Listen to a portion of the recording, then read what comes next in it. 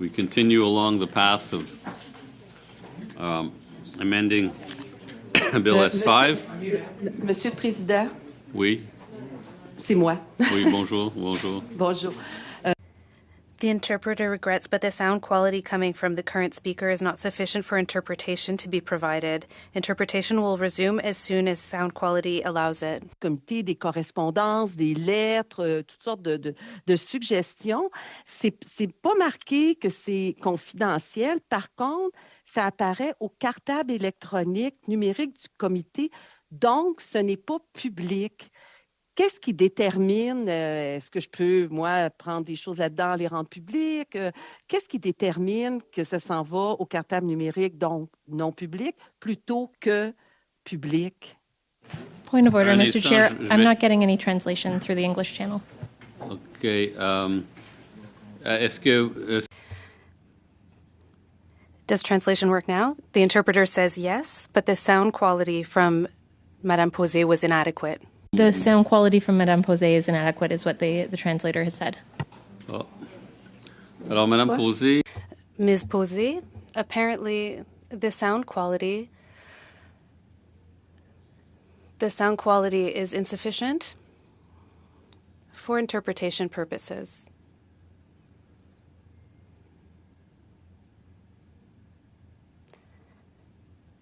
The sound quality is inadequate for interpretation and will resume after. Did you test with interpreters? I'm going to suspend for a moment and we'll try and get to the bottom of this.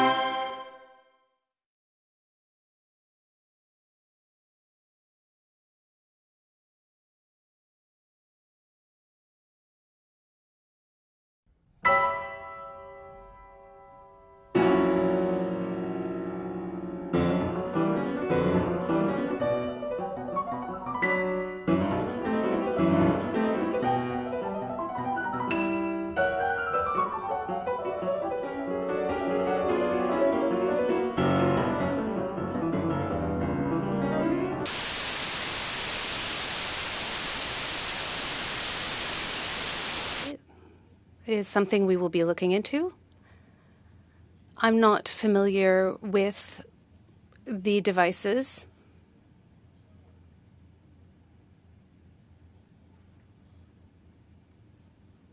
Do you have any controls for volume? I'm not talking about your own hearing controls of the volume, but are you able to control the volume from your microphone? I don't know. I don't think so. The microphone isn't something that you can adjust yourself other than the position. You could turn it up or down. Inaudible to the interpreter, the sound quality, the interpretation will resume after. Commune, je comprends pas que ça marche pas, là. J'ai tout le matériel le plus récent. Vous vous souvenez, nous avons... You'll remember that this was an issue we experienced on Tuesday. No, Monday, my apologies. On Monday morning. This was for Ms. Collins. But to answer your question regarding what is confidential or not, I'm told that it's not a direct connection to what's in the digital binder. There are certain things that are marked as confidential. We know that the amendments are confidential until they are presented. Correspondence is not confidential as a general rule. This is normally something that is indicated on the document, but the fact that the document is in the binder doesn't necessarily mean that it is confidential. The correspondence, as far as I understand, is not confidential per the clerk. Now, the issue of sound needs to be dealt with. We'll take a short break.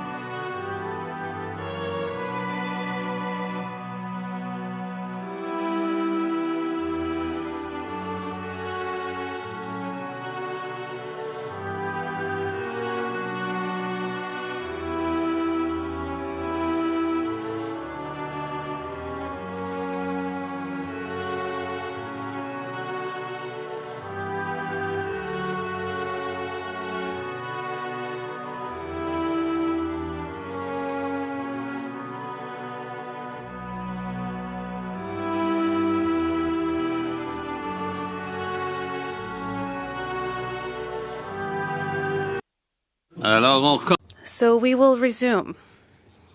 Let's start again, if I can get everyone's attention. Order. Now that we're starting, would we be able to run our meeting until 6 since we've lost a half an hour? I'll ask the members, can we go till 6? There's no unanimous consent, and it's not just one side, it seems to be generalized. Sorry, Mr. Montreal. Thanks. But thank you for asking. Okay, so we were at NDP 28. We are resuming debate on NDP 28. I don't know who was next on the speakers list. I guess we can start anew. Who would like to speak to NDP 28? Yes. Ms. Collins, go ahead, please. Thank you, Mr. Chair. And I think with this one, I think if we wanted to go to the vote, I don't think it will pass, but I have a potential alternative to suggest that I hope people will consider. Okay, so we can, yes, Mr. McLean. Unless there's other... Mr. McLean has his hand up. I think Mr. Duguid is ahead of me. Mr. Duguid. Yeah, Mr. Chair, I wonder if we could get some feedback from our officials on this particular amendment, which we plan to oppose, but we will be supporting NDP 31. As I understand it, and the officials can correct me if I'm wrong, imposing strict timelines. Oops, I lost it here. Sorry about that. Imposing strict timelines may divert resources from completing the risk management in a timely manner, running counter to the original objective of the motion, what the motion seeks to achieve. So perhaps Ms. Farquharson could respond. I'd like to welcome the officials who are here with us in person. It's nice to see you live, so welcome. Go ahead, Ms. Farquharson. Thank you. It's nice to see everybody in person. So I think the question is about why can't we, or what are the implications of having strict timelines for subsequent risk management instruments? So I think I would make 3 points, and the first is that to assure you that departments are highly motivated to manage the risks of substances. And I would say that timelines in legislation can sometimes help, but they don't always make things happen. And you might recall that 4,300 substances from the 23,000 that were existing in 1988 were assessed in between 2006 and 2020 under 3 plans on timelines, generally on time, without those timelines being legislated. So that's just one point. And the second is that timelines for risk assessment and risk management are a little bit different. We know that on average it takes about generally 2 years, 2 to 3 years to move from a draft risk assessment to a final risk assessment. And so the requirement that was added was to explain when it goes by past 2 years why. For risk management instruments, you know that in the Act already, there's a requirement for that first risk management instrument, the draft to be published in 24 months and the final to be done in 18 months later. So that's 42 months altogether. And it takes that long because it's a much more, it's not only a scientific assessment, but you're also considering cost benefit. And over the time that you're developing the risk management instrument, you get a better idea of the sources of exposure and how to manage the substance. And there's a lot more discussion about how to implement that. So that's why it takes longer. And subsequent, and the first one that's published in general will be the one that has the most impact, and the supplementary ones are then developed, as fast as possible. And in general, I would say they are done in time. There are, and I know that's what the committee will say, that there are times when the risk management instruments take a very long time to get into place, and there's reasons for that. Sometimes they're gathering more information to understand either the sources or the paths of exposure. Sometimes it's because the market situation has changed. And sometimes it could be because, there's multiple instruments from multiple different management instruments impacting a specific area, so they're trying to sequence them. And sometimes they're prioritizing across all the risk management instruments, because you wouldn't work on one that has a small effect before you would work on one that has a big effect on a different substance. So that's a long explanation, but that's why. And I think we all appreciate that people want the accountability, and so I think the reporting on it, so the third reason is sort of administrative. To find the least administratively burdened way to incent fast action. And so one way to do that would be to require updates in the annual report. Mr. McLean? Thank you. I'm gaining clarity on what you're saying. But recognize that the bill we're amending here we're on section 78 that we're amending, and it's referring to section 92 that is new. And in the two, we're talking about two different reporting mechanisms, the Environment Registry and the Canada Gazette, so I could see why there's some confusion there. And if what you're saying here is these are processes, none of us question how adept you are at getting through this process, and that it does take time. The question is, at what time does it require the minister to actually present here's the timeline, if that timeline is 24 months or 42 months, at what point does he have to come and say, we've exceeded the timeline and we need some extra time, and here is the reason, and present it to people appropriately?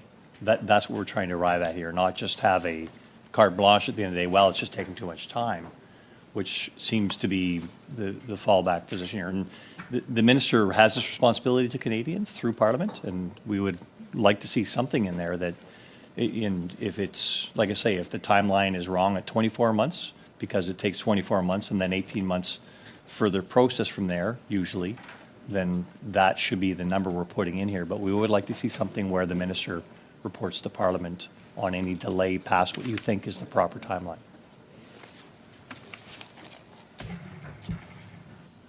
Well, I suppose the timelines would be set out in that statement when the first regulation is published. So it would say these are the other instruments that we plan to publish on these timelines. So they would be. So walk us through there. that. That's 92. 92? Okay, let me just see. I'm going to see if they're getting me. So, like we say in operations, No, it's walk us through the whole process, how it would actually happen, and then we'll look at any excess that might have to be brought to Parliament in that respect. Do you understand what I'm saying? An operational process. Oh, not the ACT process. Well, the ACT process is the ACT process, but if somebody's actually, you're going through the process of assessing something, walk us through how it enters and how it exits. So the substance is, there's a draft risk assessment of the substance, and when the final risk assessment is published, which we've sort of established is 2 to 3 years later, then there's a statement saying whether there will be risk management instruments under which acts, like which acts they plan to use. And then, so it might say, we're going to do a regulation under SEPA, we're going to do a code of practice, we're going to do an environmental protection agreement, we're going to use the Food and Drugs Act for this part, like there might be a suite of them. Then when the first regulation or instrument is published, then it'll say the timelines for those other instruments. And then there will be an annual report saying about the progress on those instruments. Okay. So what timeline do you suggest would be an appropriate one before the minister has to come and report to Parliament that there's a delay here in what would be the process you've just explained there to get to the first stage of regulation? And that, you're saying that's going to be a one-off basis every time? Yeah, I guess what I'm saying is that those subsequent, we've got timelines, 24 months and 18 months for the first one. And the subsequent ones, it's a question of prioritizing too amongst all the other risk management instruments that have to get done. Yeah, and I guess the other thing is that, I mean, it's maybe worth remembering that we do have the plan of priorities as well, that's setting out sort of the schedule for how things, or the plan for how all the pieces fit together. And none of us are questioning that. The question is what point in time does the minister have to report to Parliament saying we're behind on this because of this, this, and this? And it might be a question of resources. Well, it's in the annual report. So that'll be the only mechanism available. Mr. Longfield, yes, do you have a point of order? No, I had my hand up for several interventions now. But I have you next on the list, so. Okay, I thought it was good that Greg was exploring this. I think what I'm hearing is that because of the nature of each inquiry coming through, having impacts from different acts, could be different complexities, could have different standards of service coming as in terms of departments reporting back on various complexities that are being explored, that the annual report would be a mechanism for seeing whether an inquiry is current or being worked on. And that to put this into the act would be almost, it would be triggering problems when problems aren't existing if we're following timelines that are already established, that it might take 42 months, but that would be said at the first go as things go into the department. Okay. Well, I wonder, like, it may also be helpful to know that not, like, at the time the assessment is done, you know, it could be that not all the exposure sources are fully characterized. So there may be some time taken to understand if there are other risk management instruments. And I know sometimes additional risk management instruments also come out of performance measurement reviews of other instruments. So I think you've got some accountability there with a statement saying these are our planned risk management instruments and here are the timelines in which we intend to get them done. And then in the annual report, updating on the progress on that. Yep. That's good. Okay. Well, I've got Ms. Collins now, and then we'll go back to Mr. McLean. Yeah, Ms. Collins. Thank you, Mr. Chair. Yeah, I guess two things. One is, you know, I do think this amendment sets out some good accountability measures, and I hear the department's concerns about setting strict timelines. Again, I want to remind the committee that it says that if they determine that the proposed regulation or instrument can't be developed in that time, it just means they're publishing the reasons. Now, I do, as I mentioned at the beginning of this debate, I do have an alternative motion that I think is a little bit less stringent. So it's not my preference, but if this doesn't pass, I do have an alternative proposal that I hope will meet folks around the table. Okay, so I don't see any other hands up. Mr. McLean, you're right. You're right there. Yeah, thank you, Mr. Chair. Easily forgotten. Thank you. It's just that, no, it's not that. It's, no, I know. Yeah, I'm just trying to get through this. I'm going to propose that we stand this down because I really still am not fully clear how this functions. And I appreciate Ms. Farquharson's explanations, but the various instruments and the various amendments that are coexisting here about timelines, et cetera, and Ms. Farquharson, I do appreciate what you're saying, but I am not completely following the timelines we're talking about here and what the reporting mechanisms are in the interim to make sure there is accountability to Parliament. And I do want to make, and if we could just, so I'm asking this to stand down temporarily so that we can have that kind of, if you will, a Gantt chart that says when this enters here, here's a timeline, here's the accountability mechanism where it's going to Parliament at this stage, here's the requirements, and here's, as Ms. Collins' amendment here is, here's the exception to that, and insists upon something if there is something that exceeds the time that Parliament expects the public to be aware of in this process. So if that was available, I do need to walk through exactly where Parliament is involved in this, and I apologize that I'm not completely catching everything that you're talking about as far as the various instruments here go. Would that be amenable, Mr. Chair, to stand this down until we completely understand? Here's my understanding of how we can go about this. One, Ms. Collins, if she can ask for unanimous consent to withdraw the amendment, or if we want to stand it, we have to have a motion, and it has to pass with majority support. Is that correct? Standing down is unanimous support? Oh, it's unanimous as well? We have to stand the whole clause. We have to stand the whole clause. So, correct me if I'm wrong, but either, I mean, Ms. Collins could ask for unanimous consent to withdraw the amendment. That's number one. Or we could stand the whole clause with unanimous consent, or if we don't have that, through a motion that carries with a majority. Okay.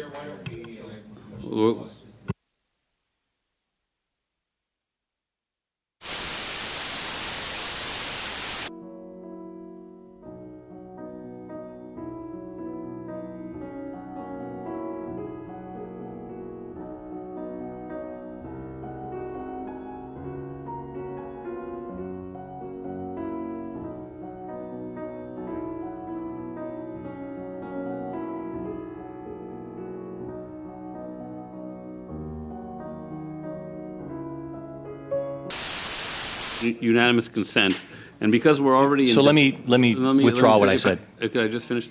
To withdraw NDP 28, Ms. Collins would have to achieve unanimous consent. To stand clause 22, because we've already started debating an amendment, we would need unanimous consent. If we hadn't been debating an amendment, we could do it by majority vote, but in both cases, we need unanimous consent. Mr. McLean, you want to say something? I'm not moving to stand the amendment. I'm not moving to stand it. Okay. And I would prefer that we vote on it, even if it's going to get voted down. Okay. Can we go to a vote? Well, did you have an alternative? I do, yeah. Okay. Can we go to a vote? Yeah. We'll go to a vote on NDP 28. Mr. Duguid. Make sure I'm doing the right thing here. I oppose, Mr. Chair. Mr. Longfield. I oppose. Ms. Taylor-Roy. Opposed. Mr. Long. Oppose. And Mr. Weiler. Opposed. Mr. Deltel. Contre. Mr. Kirk. Opposed. Mr. McLean. Oppose. Mr. Genereux. Oppose. Madame Michaud. En faveur. Ms. Collins. In favor. Yeas pour 2, nays contre 9. Alors, l'amendement est... Amendment NDP 28 is defeated. Propose another amendment, and I've sent it to the clerk. Unfortunately, we haven't received, it wasn't enough time to get it translated, so I'll read it out. Okay. So this is a motion from the floor, and Ms. Collins will read it out slowly, I think would be, is it long? Is it?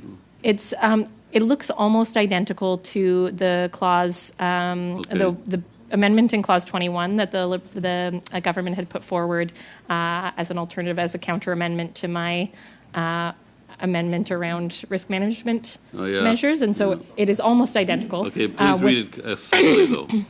So please read it slowly. That Bill S5 in clause 22 be amended by adding after line 27 on page 21 the following. Bracket 3, if more than 2 years have elapsed after the publication of a statement or an amended statement under subsection bracket 1 or bracket 2, as the case may be, without the minister having published all of the regulations or instruments proposed in the statement, the minister shall publish in the Environmental Registry a statement made jointly by the ministers indicating the reasons for the delay and a time frame within which each of the proposed regulations or instruments is to be published. Thank you. Just a moment, please. Même si c'est dans...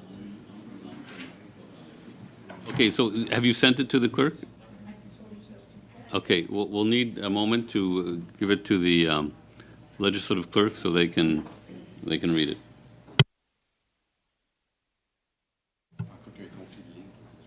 I'm not sure they have it yet, but they will have it. Mr. Chair, I think we'd like to see that in writing as it's being submitted. Is that a problem? Yeah, it's only in English.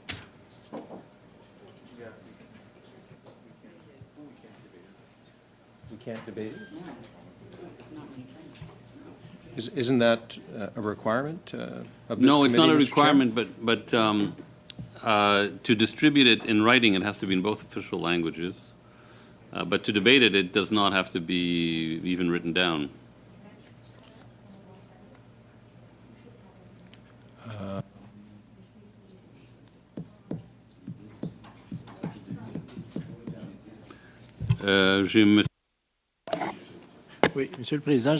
Mr. Chair, I have to say I'm uncomfortable to vote on a unilingual piece of text.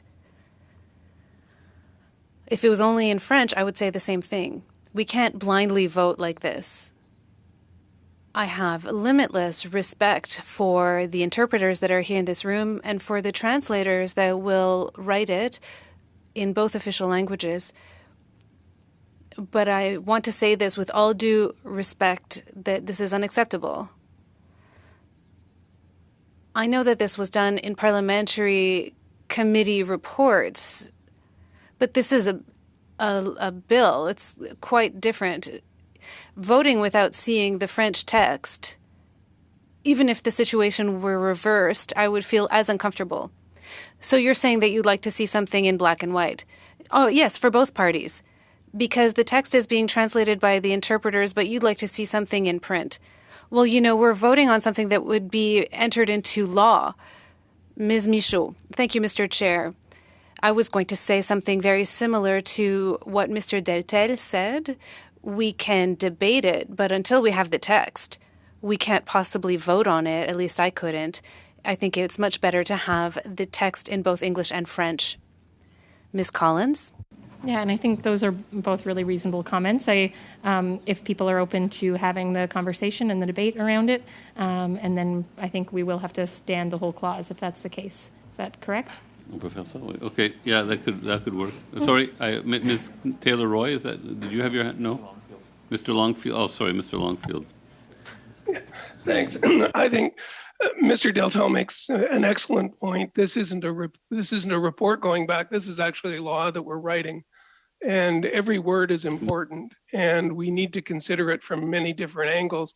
To be doing it on the fly while we're doing clause by clause, I think is disrespectful to the process. I would not be supporting this just because we've already had the discussion, and I'd like to move on to the next clause. So you would like to stand it, Mr.? No, I'd be opposing it. Okay, because we need unanimous consent apparently to stand the because we've already started the debate. It's been presented. We need unanimous consent to stand the amendment and the whole clause, I guess. Yeah. Go ahead. Yeah, I wouldn't be giving unanimous consent. Okay, I understand. Go to a vote as soon as we can. I understand, Ms. Collins. So just so that I'm clear about Mr. Longfield's position, he would prefer to vote this down rather than have time to have it translated? I'm seeing some nods. Okay, well, I think regardless of whether we stand it or not, I think having the debate about it is important. I wonder if it would be helpful for the debate as we discuss this amendment, if we were to read the clause one more time and have the translators translate it one more time before people vote on it. Sure, just one moment, please.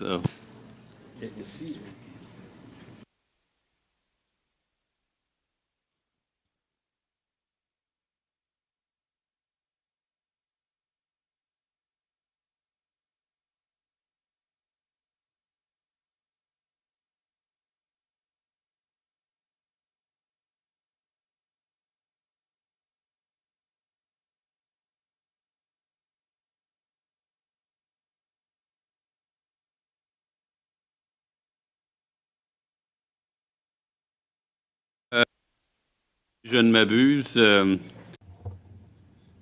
I think we may begin with the debate. That would be a first step. Apparently, there is no requirement that a motion be presented in black and white in order to be voted upon. Is that correct? Did I understand? Yes. Okay. So we'll let Ms. Collins read the motion again, very slowly if possible.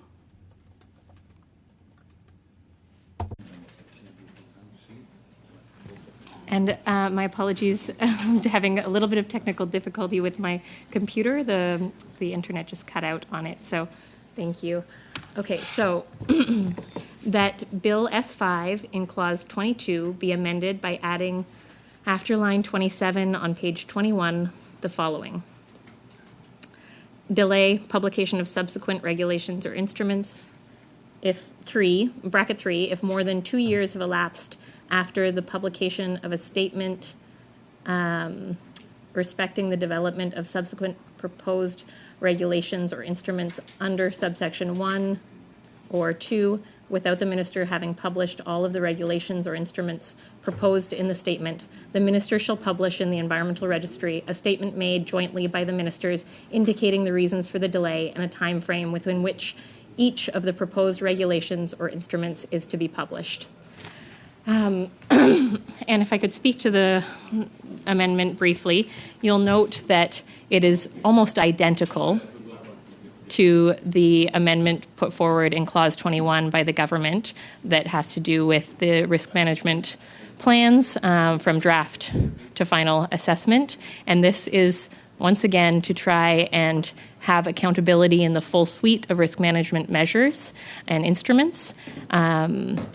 So it is not having the time frame specified where it shall not exceed 2 years, which we just voted on and was voted down. This is to give a bit more flexibility, a little less stringency, but still to have a reporting mechanism and some accountability when there are multi-year delays. And this is in no way to indicate that the officials or people in the department are not doing their job. I think they are doing a fabulous job, but I think the public and Parliament deserves to know when there are multi-year delays and what the reasons are for that. And maybe I will pause there, but I will pick it up again after. I just have to interject before I get to Madame Michaud. I'm told, excuse me, by the legislative clerks that this amendment shouldn't go there in that order. It should be after NDP 31. So we can go to we can vote now would have to go to 29, but I don't know if in the meantime you can get it translated. I have sent this in to the clerk yesterday, the law clerk, but we're still waiting for translation. 29, but I'll hear Madame Michaud, Mr. Deltel first.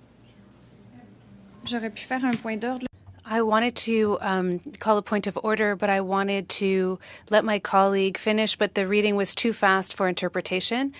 It's okay, we'll come back to this.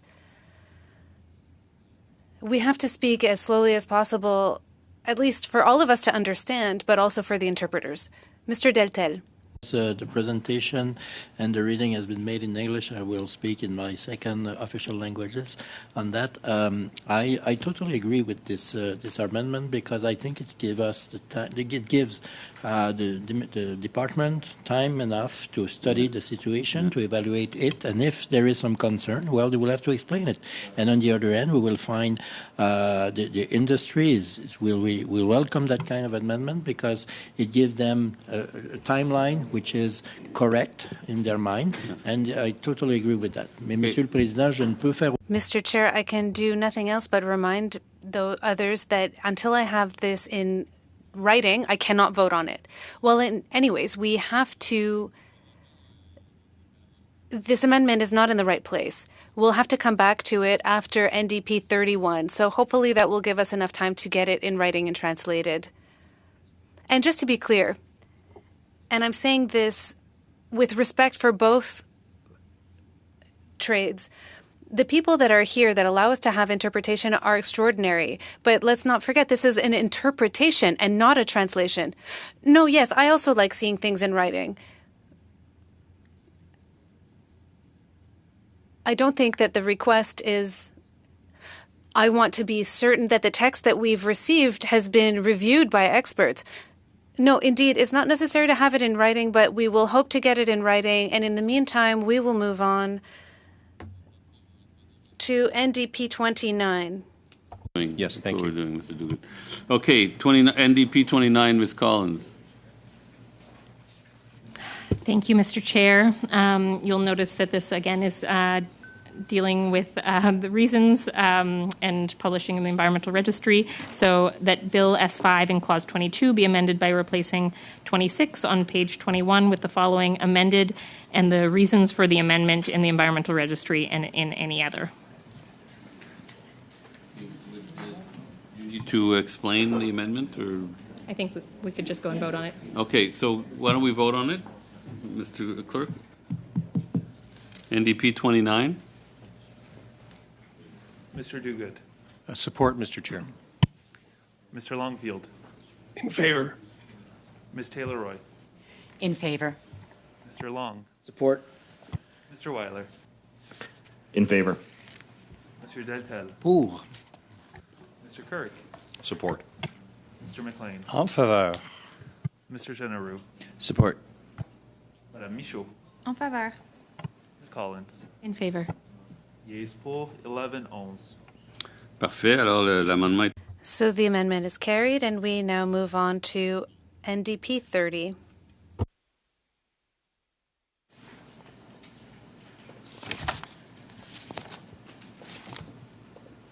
And, Mr. Chair, just curious in terms of where the additional amendment should go? Right after, I'm told after NDP 31. Great. And it will be able to be added after NDP 31? Yeah. Great. If it passes? Okay, great. And so NDP 30 is that Bill S5 in Clause 22 be amended by adding after line 27 on page 21 the following: the minister shall include in the annual report required by Section 342 a report on the progress made in developing the subsequent proposed regulations and instruments. Again, this is around accountability and transparency. Okay, any comments? Yes, Mr. Couric. Thank you very much, Chair. Just curious to the officials. It's my understanding that kind of the whole conversation around integrity and accounting and timelines, they're all somewhat interconnected. So, including, we kind of had a segue into the debate on the amendment that will be moved next. But just curious as to this one deals with the annual report. Something that is my understanding a mechanism that currently exists. So I'm just wondering if maybe the officials have an opportunity to outline the reporting and accountability mechanisms that currently exist, what this change would represent, and if you could comment on just the conversation around having that 2-year requirement for there to be an update as to whether or not there's an impact associated with that. Point of order, Chair. Yeah. I am so sorry. NDP 30 and NDP 31 are identical. And I had meant to move NDP 31. What I read out was the exact text for NDP 31. I'm wondering if we could have unanimous consent to remove NDP 30 and just deal with NDP 31. I'm sure that everyone will agree. It seems to be agreed. Go ahead. Thank you. So we're on the same thing that I just read out. It's NDP 31. Thank you. Okay. So you read out 31. Okay. Okay. So any more debate on this? No? We'll go to a vote.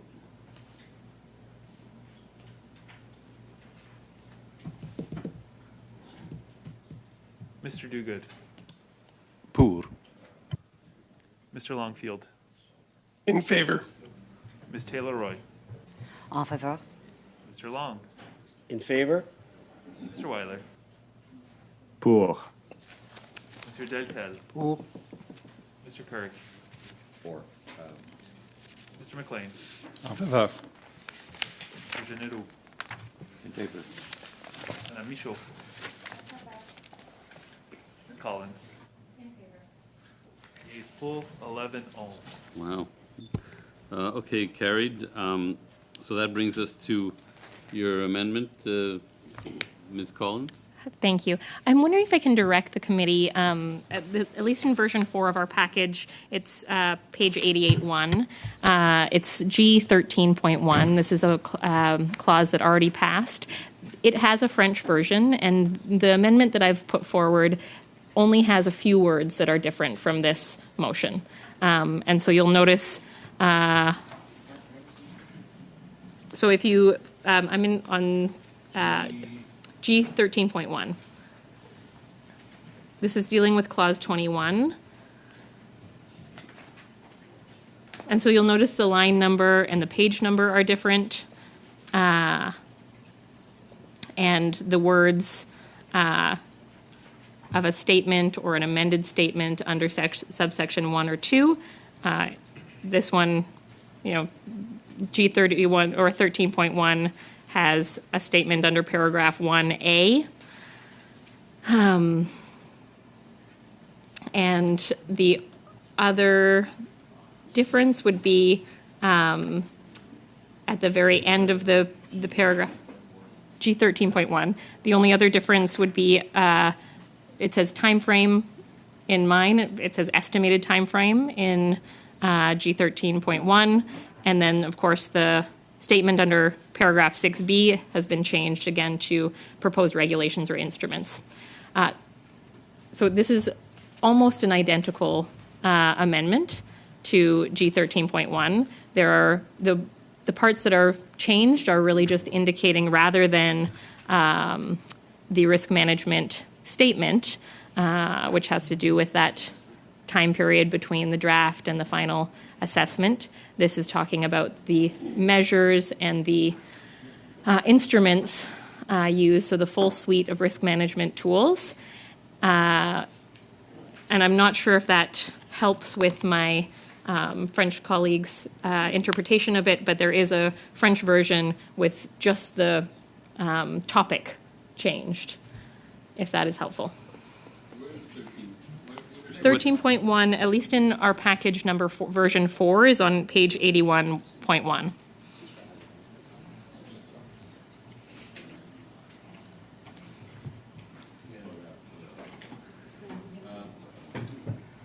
Mr. Chair? Yeah. Even though it is a few words, it's still the issue that Mr. Deltel raised. So unfortunate, understanding, of course, where Ms. Collins is coming from. I think we will have to stand the clause. So it's exactly the issue you mentioned, Mr. Deltel. And just also, Mr. Chair, my legislative assistant has also sent a quick translation to the clerk, if that is in any way helpful, if we could distribute it to the committee. Can we pause for a moment, Mr. We can. Small recess.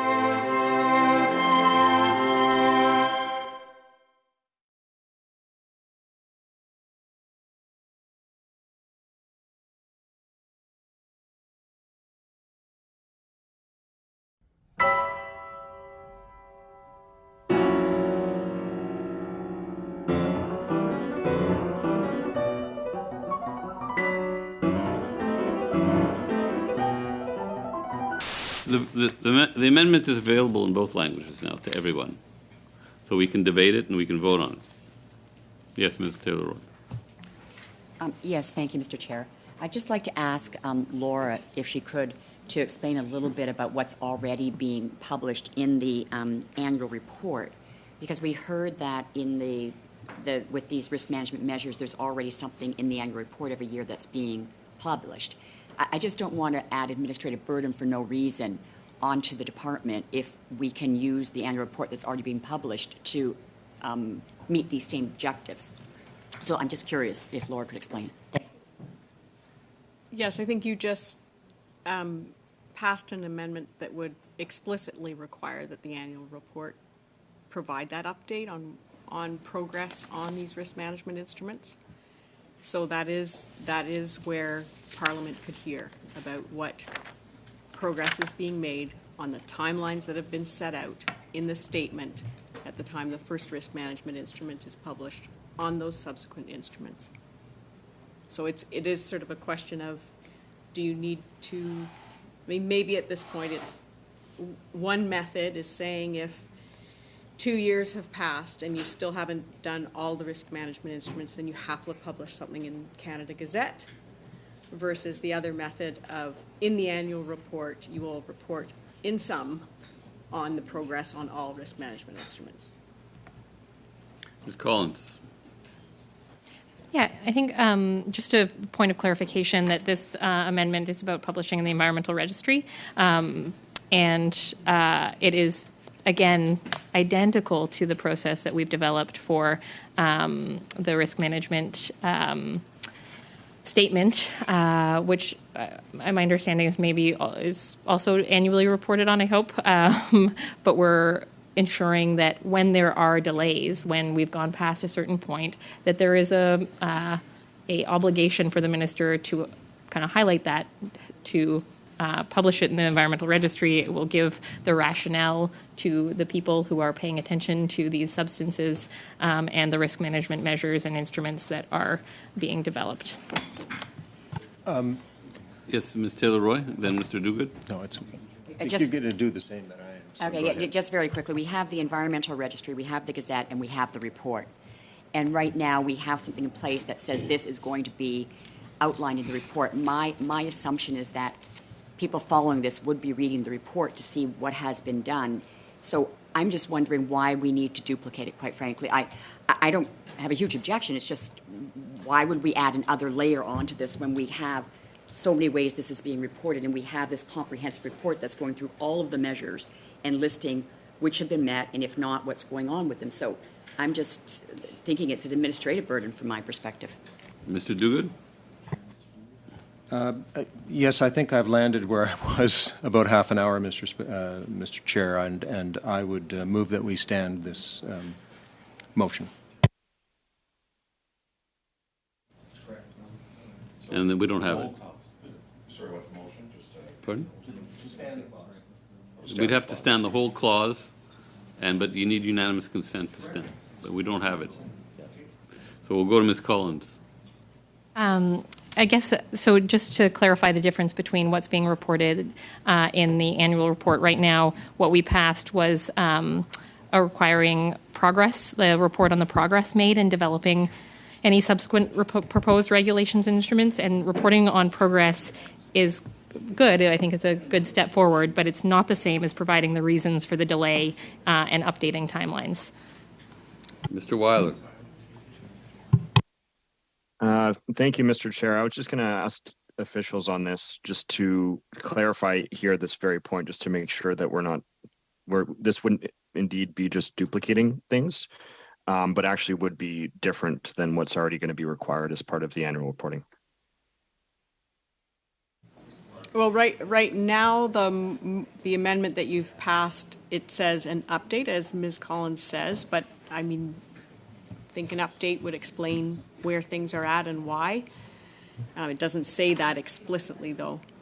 And I think, yeah, the difference is, if I've understood Ms. Collins' motion, then it would be, you would be having to publish in the Gazette each each time, like on each instrument, that you're not meeting the timelines. And maybe it's important too to understand that there's one risk assessment per substance. We know what we're assessing. Yes, there's time you have to gather information and make sure that you've formulated the problem correctly and done the right analysis. But you get a draft, and then you can move to a final. But for risk management instruments, it's there's typically one principal one, and that's the one that's under the SEPA time clock, and then there may be other ones dealing with different aspects of the risk. So, and that's why I guess that's why we're insisting that it's important to be able to prioritize amongst those many risk management instruments that the departments are working on. And I don't know if I think Greg could probably provide some examples of the variation in those instruments, if that's helpful to understand. But maybe that's beyond what you're interested in. We've got Mr. Weiler now. Thank you, Mr. Chair. I was just going to say it would be very helpful to hear from Greg, if that's possible. Thank you, Mr. Chair. So I think just building on interventions by Laura, the central risk management instrument does deal with oftentimes the primary concern or the risk to health or environment that's been identified, and that's the instrument that is subject to the 42-month prescribed timeline in the Act. And government resources are focused on addressing the primary risk, either to health or environment, swiftly as possible within that 42-month time frame that's prescribed in the Act.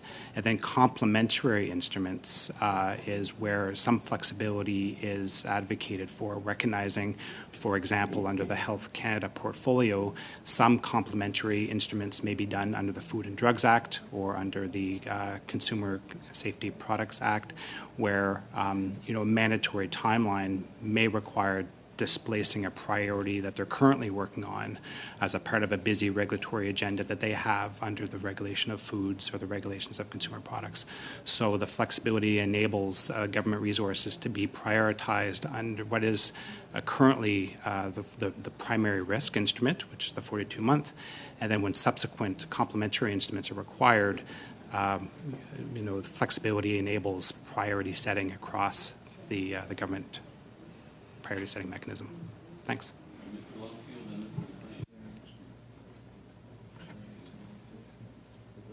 No?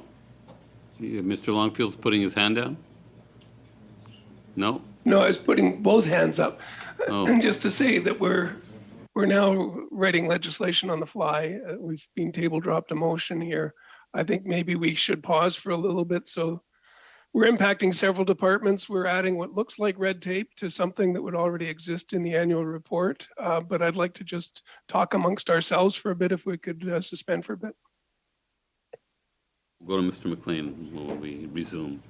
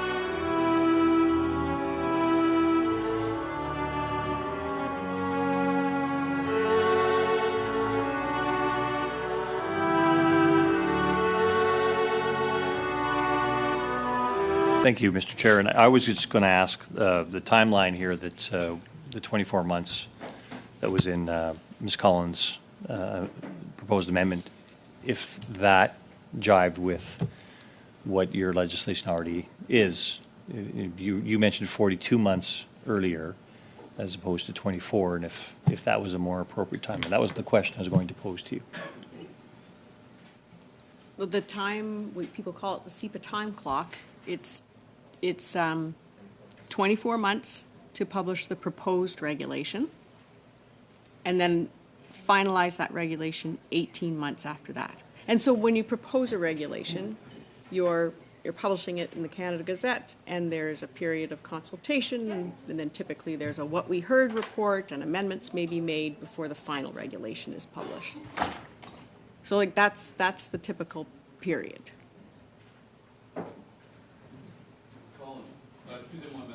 Then Ms. Collins. Ms. Michaud. Thank you, Mr. Chair.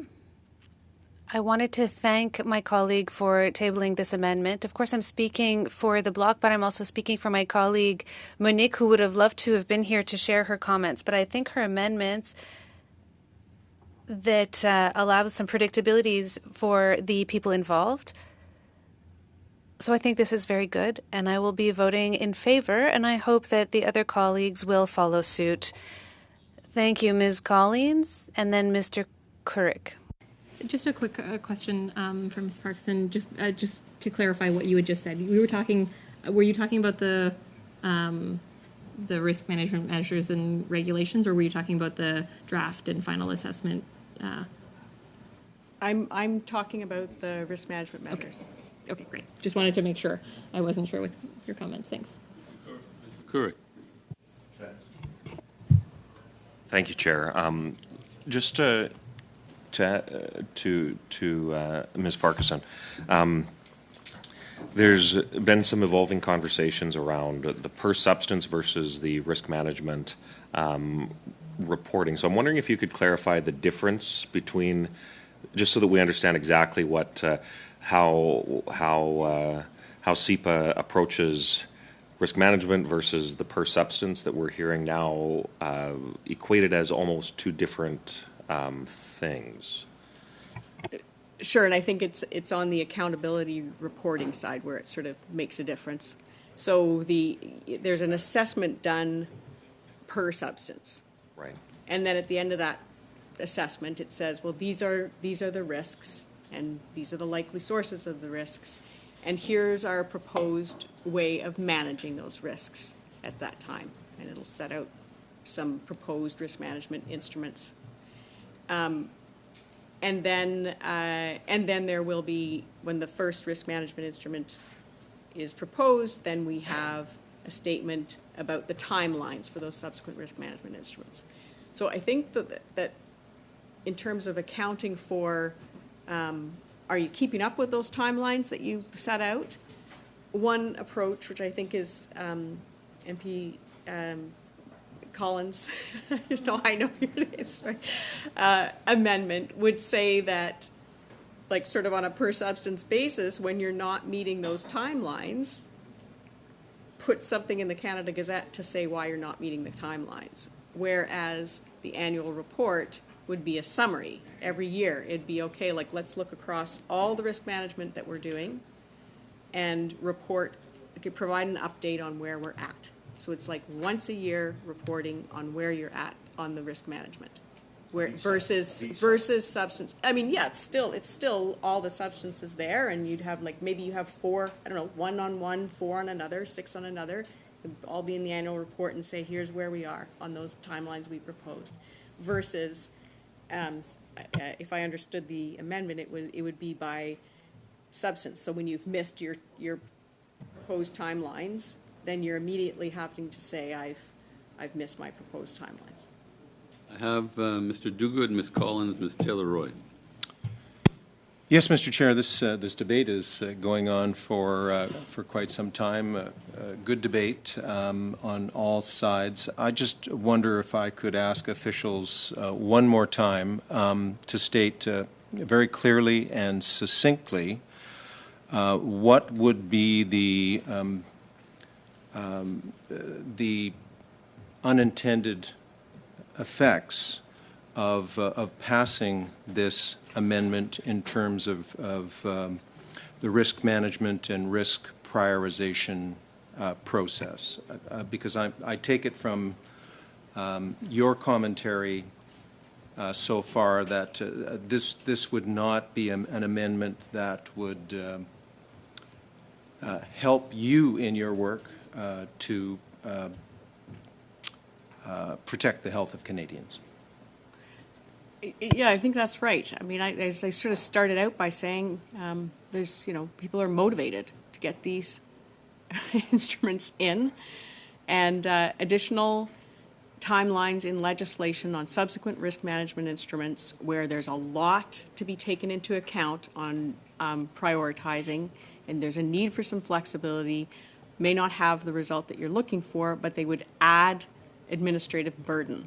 I understand the need for transparency, and so that's why reporting once in the annual report is a more efficient way of providing that transparency in our perspective. But it's every time we put in reporting obligations, it doesn't necessarily incent the action that you're looking for, but it does create more work and take people away from the actual risk management. Ms. Collins? So the balance is important. And thank you. Yeah, I do think that reporting on each substance as it gets delayed is a good approach, and I understand it would take more resources. So I'm also, open to really ensuring that we have a requirement for reasons and for updating the timelines. And currently, we do have a requirement for a progress report in the annual report, but that's not the same thing as updating Parliament on the reasons for the delay and a new estimated timeline. And the fact is we do see delays in toxic substances, and we need accountability, not just transparency. That said, if we could find support around the table to amend this to, rather than in the environmental registry, in the annual report, perhaps that would allay some of the concerns. But I cannot amend my own amendment. Taylor Roy.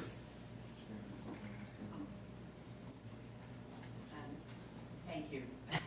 It won't go on. There we go. Thank you, Mr. Chair.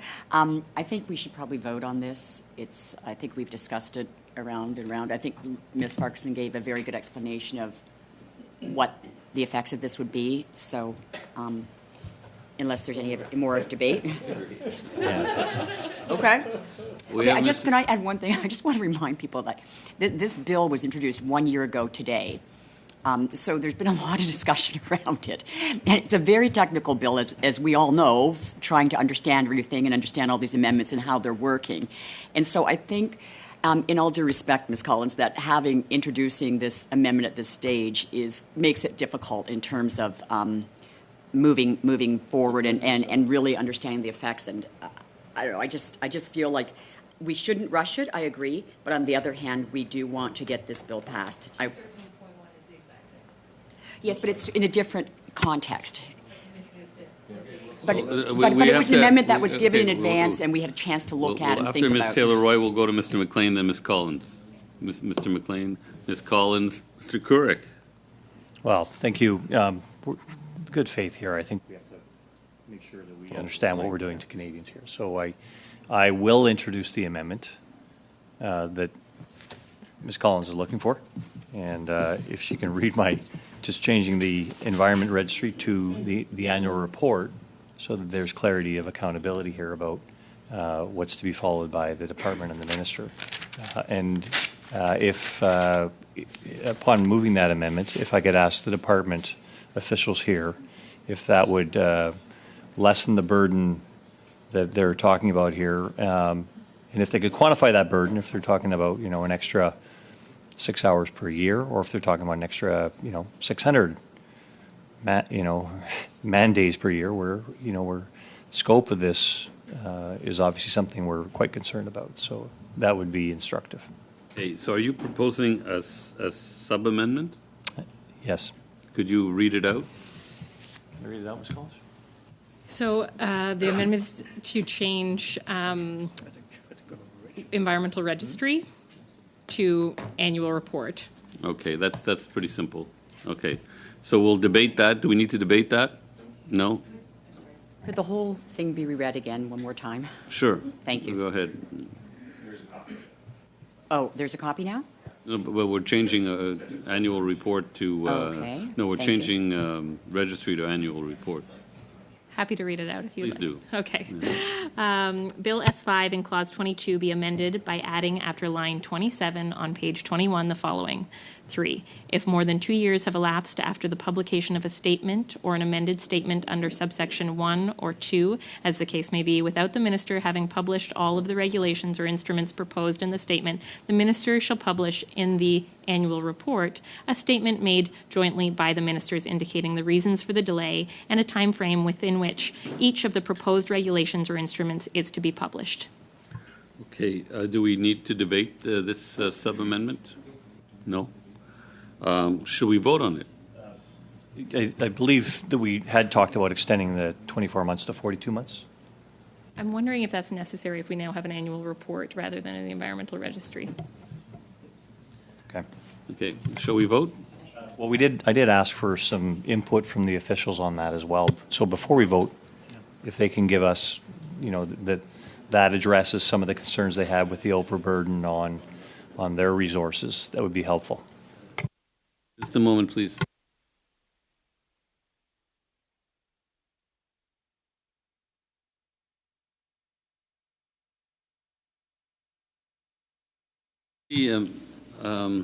In your original version, you didn't have the words "as the case may be." My apologies. I may have been reading from an alternate draft. My So apologies. we don't need a. You can take as the case may be out. Yeah. Okay. Okay. So we've got Ms. Collins, Mr. No. No, I'm just a little confused here because we're on the sub amendment. Ms. Collins, Mr. Couric, did you want to speak on the sub amendment or the whole amendment? Well, I'd like to hear from the officials. And then I may have something to say about On the sub amendment? No, well, on the amendment, but I would like to hear what the officials have to say. Okay. I'm not But yet on the Ms. Taylor-Roy, you want to speak on the sub amendment? Yes, please. Well, it's on the sub-amendment, but, well, I guess it's not. The It's annual on the report is- amendment. It's on the amendment. Yes, Okay, so it's on the on the amendment. amendment, we'll have Ms. Collins, Mr. Couric, Ms. Taylor-Roy, but first we're going to hear from the officials. I mean, I would say reporting in the annual report is better than on each time in terms of administrative burden. I'm not sure, I just was listening to the amendment and having a statement by both ministers in the annual report, it doesn't really make sense to me, that way that's written. And I guess I'm just trying to figure out, because I think you've already passed a section about the annual report. So I'm just wondering about the placement of it. Ms. Collins. Yeah, I think that the difference is, again, that the one that we passed doesn't require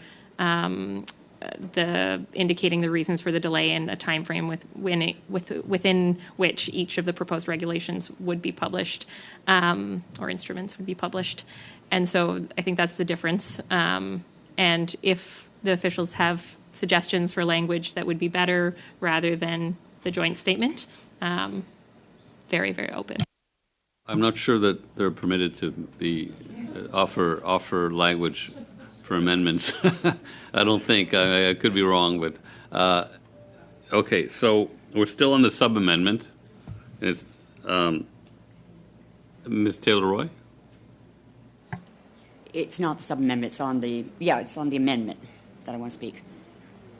Now that it's in the annual report, I guess the sub-amendment changes the amendment to some extent because now it's in the annual report. So But we have to vote on the sub amendment. So let's vote on the sub amendment, Okay. then we can keep talking about the amendment. Okay, so Mr. Clerk? Mr. Duguid. Opposed. Mr. Longfield. Opposed. Ms. Taylor-Roy. Opposed? Mr. Long. Opposed? Mr. Weiler. Contre. Mr. Deltel. Je suis pour. Mr. Kirk. Support. Mr. McLean. En faveur. Mr. Genero. Support. Madame Michaud. En faveur. Ms. Collins. In favor. Yeas pour 6, nays contre 5, 5. So the sub-amendment passes. So we can now go back to the amendment, and I have Ms. Collins, Mr. Couric, Ms. Taylor-Roy. I think I'll maybe Okay. pass it along and hear from my colleagues before I Mr. Couric. intervene. Thank you, Chair. So I think that the question about accountability, just wanting to clarify, in the annual report, what all would be included? If you could just go through what is included in, if a deadline is missed, for example, if the 2 years passes, what is all included in that annual report that would be tabled in Parliament? I mean, I can only point you to the amendment that you, like if I'm right, that was adopted, that says, I'm not right? The minister shall include in the annual report required by Section 342 a report on the progress made in developing any subsequent proposed regulations or instruments. That's what you passed. I believe that's what the committee passed. So it says a report on the progress made. Right. So, how that's eventually implemented, I mean, I don't, there will be public servants after me, so, but it says a report on progress, and so I would think it would say, we said we were going to do these in 5 months, 12 months, 36 months, and we've done 2 of the 3, and the third we have delayed because we are focusing on X. But I can't really, all I can really tell you is what you passed. Right. And that's based on the changes that have been made through NDP 31. NDP 31, yeah. Okay. Ms. Taylor-Roy. Thank you, Mr. Chair. The just trying to get back on my phone the amendment, the amendment with the sub-amendment. How's that? Okay. All right. Sorry. I guess my issue with it is I agree we've already passed an amendment about this the report, the annual report, and we can have an explanation, perhaps a more robust explanation, even something along the lines of what you have proposed, Ms. Collins. But the point that Ms. Farquharson made earlier about the measures being taken to address in the risk management measures that are being taken, that the department needs some flexibility in terms of deciding which to focus on, which ones are more important, are going to have more impact than others. I feel like putting in a requirement to explain what's happening, why it's happening, and then stating when it will be done is, kind of tying their hands in terms of flexibility to decide which one would be more important and to I guess, observe what's happening in real time. I mean, my understanding from talking to officials now is that there's a lot of assessment going on in the department. So perhaps if I could make a supplement that doesn't say it's that the timelines will be established, but rather estimated timelines are to be listed or something to that effect, so that it's not requiring a definite timeline on what will happen, and in some respects that does two things. One, in my mind, adds to administrative burden, and secondly, constrains the ability of the department to make judgments on their own about where they should be putting their efforts in terms of efficacy as things unfold. So I don't know if you understand what I mean, but I think when Ms. Farquharson was making her earlier comments and saying that, you know, they have to make trade-offs constantly about this, that I'm not sure that what we're doing here is helping the department to actually most effectively do what we're asking them to do, Ms. Collins. Ms. Collins. Yeah, maybe a few points. I think, you know, we have changed this to the annual report, which means that it wouldn't be on this kind of substance by substance basis. That would decrease the administrative burden. I don't know how many times I'm going to say this. Right now, what we have is a requirement to update on progress, and that is not the same as giving reasons for the delay and giving timeframes within which the instruments and the proposed regulations will be published. And so I think ultimately the public expects a high level of accountability. And, I think we have adapted this motion to put in some flexibility. If there is a concern about the having the kind of the statement made jointly, if we wanted, someone else will have to propose this amendment, since I can't amend my own amendment. But if we wanted to just strike the words "made jointly by the ministers," that would be a very easy fix to that. And so I do hope that we can move forward with this and ensure that we have strong accountability for the public. Okay, is there any more debate? Ms. Taylor-Roy. Yes, I'd like to remove a sub-amendment. I'm sorry, I had Mr. Longfield. Before you, Ms. Taylor-Roy, it's just sometimes hard to keep track of both the screen and the room, but go ahead, Mr. Longfield. Yeah, thank you, Mr. Chair. And I think to carry through with the sub-amendment, building on what's being brought forward by the Conservatives of this being in the annual report, we could add to section 3 the words, including an update on estimated timelines and reasons for any delay. And that would address what Ms. Collins was just saying, that puts an accountability piece to what we've just said would go into the annual report. So now section 3, I'll read it slowly, would say, the minister shall include in the annual report required by section 342 a report on the progress made in developing any subsequent proposed regulations or instruments, including an update on estimated timelines and reasons for any delay. The changes, could you just read the words, those words Sure, that are changing? Not the whole changes, thing. No, following regulations and instruments, the change would be including an update on estimated timelines and reasons for any delay. That's pretty simple. So that's a sub-amendment that you're making. So we'll Correct. go, Ms. Taylor-Roy, did you want to, you wanted to speak on the amendment. So we're debating the sub-amendment now. So if we're debating the sub-amendment, I have Mr. Weiler, Mr. Weiler, and then apparently Mr. Couric. But you wanted to speak to the whole, the amendment? No, I was going to make a similar sub-amendment, so I'm basically in favor of that sub-amendment. Thanks. So Mr. Weiler and then Mr. Couric on the sub-amendment.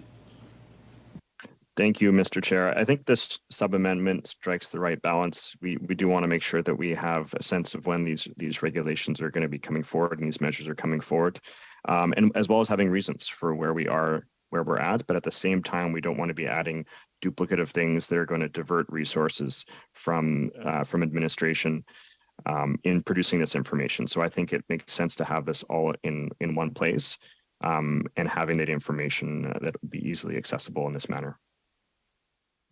Mr. Couric on the sub-amendment. Thanks, Chair. So we're debating Ms. Collins' amendment. No, as sub-amended or whatever, as amended by Mr. Longfield. My question, however, is if the sub-amendment that's been proposed, I don't disagree with it. However, as it's proposed, is it in order, being that it's amending a previously passed amendment as opposed to the current amendment that is being sub-amended? It's a sub-amendment to a sub-amendment. No, sub-amendment's already been passed. Yes, so we're back on the amendment, but this is amending, It's a different sub-amendment to the amendment. The amended amendment. Which was already sub-amended. Right, Okay. but Okay, yeah, we're sub-amending to an amendment that was already sub-amended. it was already amended. Yeah, right, so, yeah. so that didn't quite answer my question.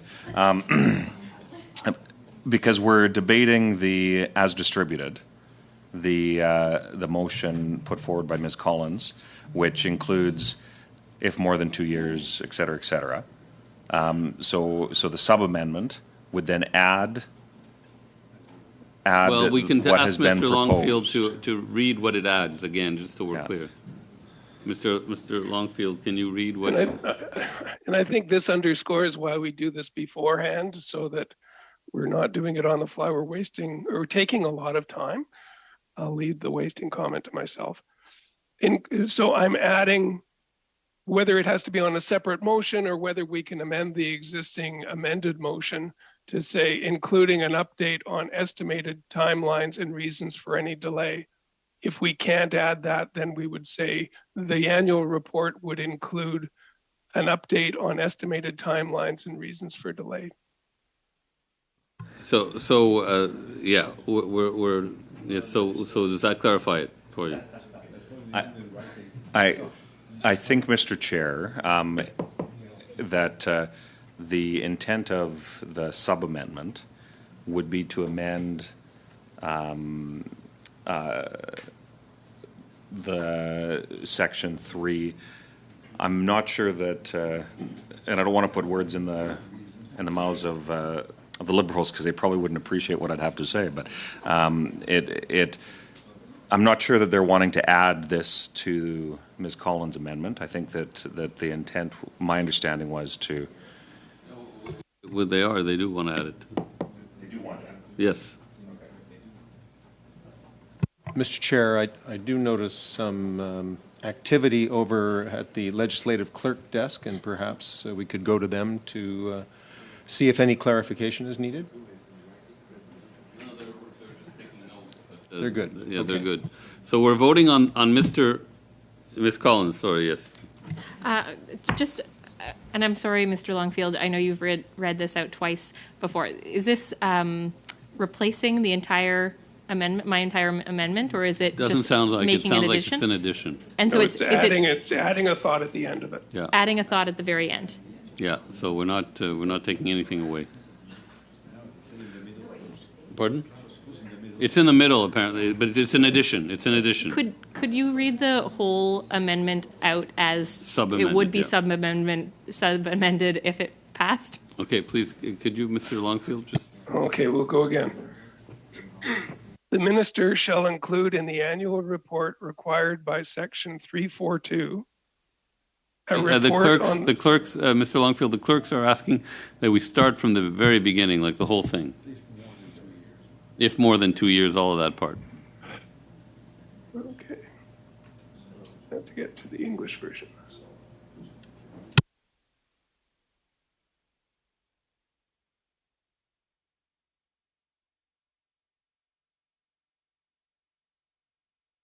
Just seeing whether what I have in front of me has that 2 years old section. I'm going back to NDP 31 now.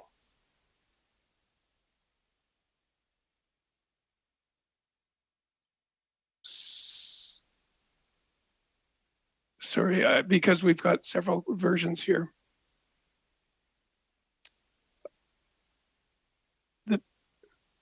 This is not 31, it's 31.1. It's a whole new amendment. Oh, that's right. That's why I can't see it in front of me. So that was on an email. Yeah. Yeah, so I have to go over to my emails now.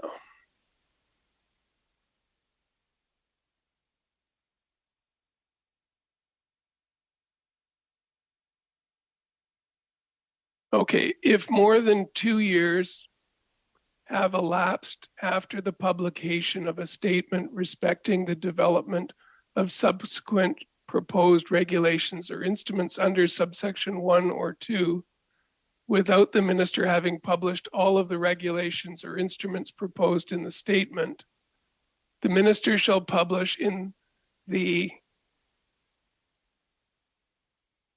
annual report required by section 342, a report on the progress made in developing any proposed or subsequent proposed regulations or statements, including an update on estimated timelines and reasons for any delay. Yeah, your sub-amendment starts with including. Correct. Yeah, okay, so that's what we're voting on, the including part. Correct. Okay, are we ready to vote? Looks like we are, Mr. Clerk. Just a moment.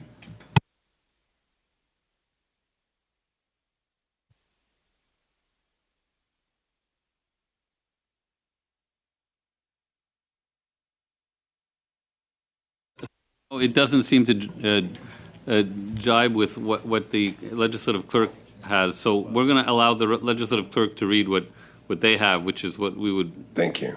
be voting on. Go ahead. Thank you, Mr. Chair. So I'm just going to read from the start. So 3, if more than 2 years have elapsed after the publication of a statement respecting the development of subsequent proposed regulations or instruments under subsection 1 or 2, without the minister having to publish all the regulations or instruments, comma, included an update on estimated timelines and reasons for any delay proposed in the statement, the minister shall publish in the annual report a statement made jointly by the ministers indicating the reasons for the delay and the time frame within which each of the proposed regulation or instruments is to be published. I didn't hear an including there. Yeah, no, I don't believe that's what the sub-amendment was from Mr. Longfield. I don't know if I could just read what it is. It's what the beginning of the amendment by Ms. Collins was. If more than 2 years have elapsed after the publication of a statement respecting the development of subsequent proposed regulations or instruments under subsection 1 or 2, without the minister having published all of the regulations or instruments proposed in the statement, comma, then it goes to the sub-amendment that we brought forward, that Mr. Longfield brought forward. So that's when that would be inserted. So it's the beginning of what Ms. Collins had there, and then the end of it would be the minister shall include in the annual report required by section 342 a report on the progress made in developing any subsequent proposed regulations or instruments, including an update on estimated timelines and reasons for any delay. So I think it's the first half of the amendment that Ms. Collins had put forward, and the only change being made in what happened. So instead of the environmental registry, it's the annual report, and it talks about the we're delay going to need this. and estimated timelines. Okay. We're going to need this in writing. We're at the end of our meeting anyway. So what would you like in writing? You'd like to supplement, Mr.